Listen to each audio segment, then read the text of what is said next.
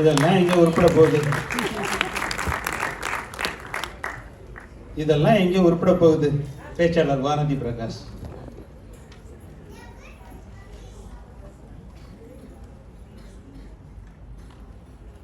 தாய் வலியால் உயிர் கொடுத்தாள், தந்தை வியர்வையினால் வாழ்க்கை கொடுத்தான். அவர்களிடமிருந்து அனைத்தையும் நாம் பெற்றுக்கொண்டு அவர்களுக்கு பெற்றோர் என பெயர் கொடுத்தோம். இதுவரை பெற்றதும் கற்றதும் இனி பெறப்போவது அனைத்தும் அவர்களுக்கே சமர்ப்பணம் என்று சொல்லி அவையோரை வணங்கி என் உரைக்குள் நுழைகிறேன்.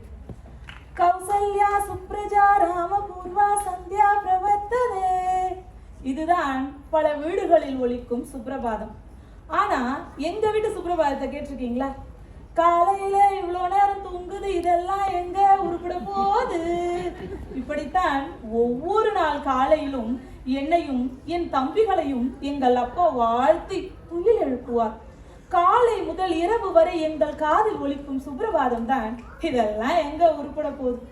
தூக்க கலக்கத்தில் வெகு நேரம் பல் தொலைக்கினால் இதெல்லாம் எங்க உருப்பட போகுது? சாப்பிட்ட தட்டை கழுவவில்லை என்றால் இதெல்லாம் எங்க உருப்பட போகுது? கல்லூரி போகும்போது துப்பட்டாவை சரியாக போடவில்லை என்றால் இதெல்லாம் எங்க உருப்பட போகுது?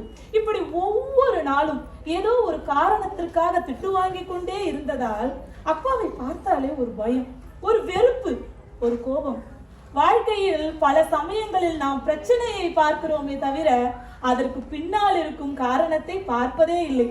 அதே போலத்தான் என் அப்பா கண்டிப்பாக இருக்கிறாரே என்று நினைத்தேனே தவிர ஏன் அப்படி இருக்கிறார் என்று நான் புரிந்து கொள்ளவே இல்லை. என் அப்பாவிற்கு 10 வயது இருக்கும் பொழுதே அவர் அப்பா தவறிவிட்டார். அப்பா இல்லாததால் படிப்பை இழந்தார். நல்ல செழிப்பான பாரம்பரிய குடும்பத்திலிருந்து வந்தாலும் படிப்பு இல்லாததால் ஓட்டுநராக சிறிய சம்பளத்திற்கு பல மணி நேரம் உழைத்து எங்களை உருவாக்கினார். எங்களை நன்றாக படிக்க வைத்தார், ஒழுக்கமாக வளர்த்தார், தன்னை எரித்து எங்கள் வாழ்விற்கு ஒளி கொடுத்தார். எங்கே அன்பு காட்டிவிட்டால் அவர் மீது உள்ள பயம் போய் நாங்கள் தீய வழியில் சென்று விடுவோமோ என அவர் பயந்தார். ஆம், அவர் பயந்தார்.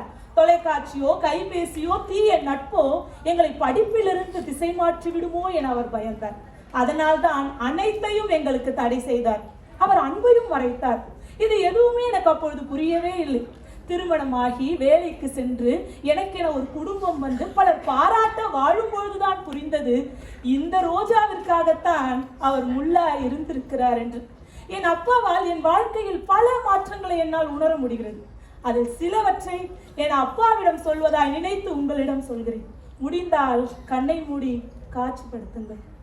சிறு வயதில் எல்லை மீறிய குறும்புகள் செய்யும் போது குறுக்கே வந்து கண்டித்தாய். அன்று கதறி அழுதேன், இன்று உன்னை காண முடியாமல் அழுகிறேன். அதிகாலையில் துயில் எழாவிடில் நீரை முகத்தில் இறைத்து தூக்கத்தை கலைத்தாய். அன்று எரிச்சல் உற்றேன், இன்று தானாகவே எழுந்து விடுகிறேன். கொரகொர சத்தத்தோடு நடுவில் ஒரு கோடு இருந்தாலும் தொலைக்காட்சி பெட்டியை போடு என்று தம்பிகளோடு தொலைக்காட்சி பார்க்கையில் உள்ளே வந்தவுடன் எங்களை கண்டித்து தொலைக்காட்சியை ஊமையாக்கி விடுவாய். இன்று 60 அங்குலம் தொலைக்காட்சி பெட்டி இருக்கிறது. கண்டிப்பதற்கும் யாரும் இல்லை, ஆனாலும் காண விரும்பவில்லை. அன்று நீ ஊமையாக்கியது இன்று என் வீட்டில் மௌனமாய் இருக்கிறது. நண்பர்களை பார்த்து கைபேசிக்காக ஏங்கினேன். கையில் இருக்கும் புத்தகத்தோடு பேசி என்று கண்டித்தாய். இன்று கையில் ஐபோன் இருக்கிறது. கண்டிப்பதற்கும் ஆள் இல்லை, ஆனாலும் உபயோகிக்கும் ஆசையும் இல்லை, ஆர்வமும் இல்லை. சிறு சிறு தவறுக்கெல்லாம் என்னை கண்டித்து வளர்த்தாய். பாறை மனம் என்றேன் உன் பாசம் அறியாமல். ஆனால் இன்று பலர் மதிக்க வாழும் பொழுதுதான் உன்னை புரிந்து கொண்டேன், உன் மீது பாசம் கொண்டேன். வளர வளர நீ சொல்லும் வழியில் நடக்க வலித்தது. வழி மாறாமல் வாழ்வில் நெறி மாறாமல் நிற்கும் பொழுதுதான் அன்று நீ சொன்னது உரைத்தது. கண்டித்தவுடன் கடைக்கு சென்று இனிப்புகள் வாங்கி வருவாய். அந்த இனிப்புகளில் உன் மன்னிப்பு இருப்பதை மறந்தேன் அப்பா. உன்னை தவறாக புரிந்து கொண்டதால் இன்று நான் உன்னிடம் மன்னிப்பு கேட்க மன்றாடுகிறேன். ஒரு முறை வந்து நில்லப்பா, ஒரே ஒரு முறை. நான் எவ்வளவு கதறினாலும் என் அப்பா வரமாட்டார். அவரின் பக்கத்திலே நின்றாலும் என் கண்களுக்கு தெரியவும் மாட்டார். ஏனென்றால் அவர் காற்றில் கலந்து 6 ஆண்டுகள் ஆகின்றன. அப்பா இருக்கும் வரை அவர் அருமை புரியவே புரியாது. அவர் இல்லை என்றால் நம் வாழ்க்கையே வெறுமையாகிவிடும். இளமை காலத்தில் நான் அனுபவிக்க வேண்டிய அனைத்து இன்பத்தையும் என் தந்தை பறித்து கொண்டார் என்றுதான் நினைத்தேன். ஆனால் இப்பொழுதுதான் தெரிகிறது, அவர் என்னை பக்குவப்படுத்தி இருக்கிறார், திட்டி திட்டி என்னை தீட்டி இருக்கிறார். இதெல்லாம் எங்க உருப்பட போகுது என்று அவர் சொல்லவில்லை.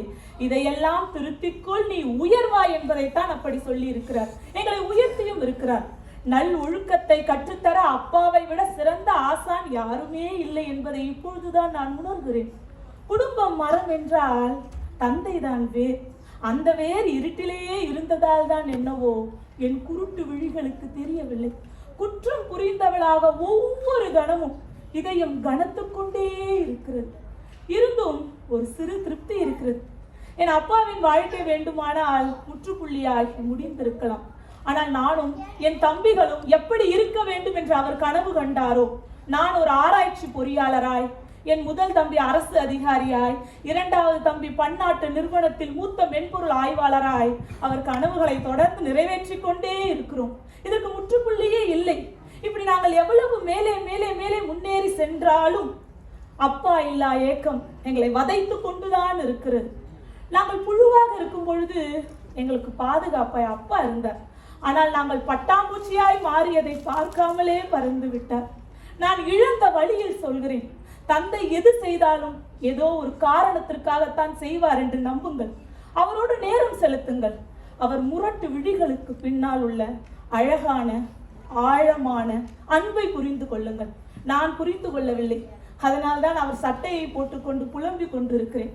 அந்த தவறை நீங்கள் செய்து விடாதீர்கள் என்று உங்கள் வீட்டிற்கு சென்றவுடன் உங்கள் அப்பாவிற்கு அழைத்து, அப்பா எப்படி பார்க்க, சாப்பிட்டியாப்பா என்று கேளுங்கள். உங்கள் அந்த உரையாடல் என் இந்த உரைக்கு நிச்சயம் உயிர் கொடுக்கும். என் வாழ்க்கையில் நான் அதிகம் அழைக்க ஆசைப்பட்ட வார்த்தையும் அதிகம் அழைக்க முடியாமல் போன வார்த்தையும் அப்பா போட்டி தலைவர். நன்றி பேச்சாளர் வானதி.